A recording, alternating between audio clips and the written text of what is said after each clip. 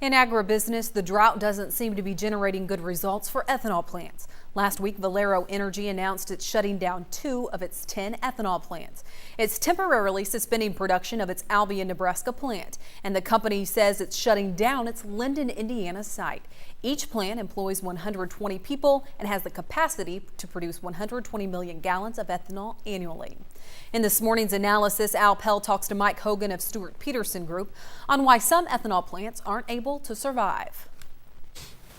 Our guest here at the Agribusiness desk this morning is Mike Hogan from Stewart-Peterson, and we were talking a little bit off camera a while ago about ethanol plants, and I know that Indiana just shut down an ethanol plant temporarily, yep. And there's a couple out in Nebraska that's closing down because apparently they can't get the corn or some reason or the other.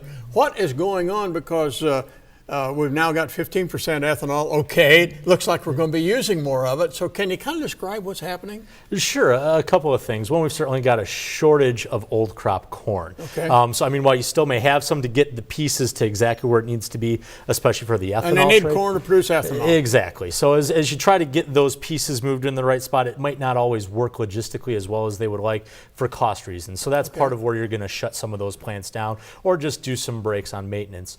Some of the other key components when you look at it is just what's the ethanol plant themselves doing. They have to stay in business and be profitable. Remember, they don't have that government subsidy anymore at this point in time, so they really have to make it on their own. And when you track, all the ethanol prices, they're kind of flip-flopping each week between break even or not. So they've been under some tremendous pressure. Hopefully they bank some of the gains they had from the end of 2011 before that subsidy left. So that's the other part of it that's really been played into it. And there's one more factor that kind of gets pushed under the rug. Ethanol itself is really, really effective at high oil prices. Oh. So, while there's some worry that it may not quite cure high oil prices, and there's all sorts of reports say all sorts of different things, but the key component is that we watch is when oil's at $100 plus, ethanol is really humming. We've dropped down, we're in the high 70s right now.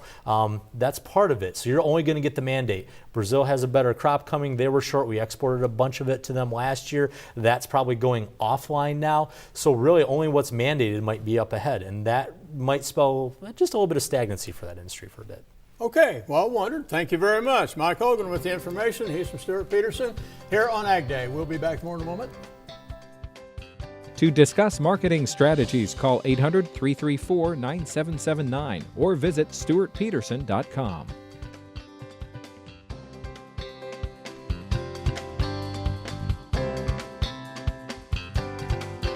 Selling your crops? Don't get just one price, get 5.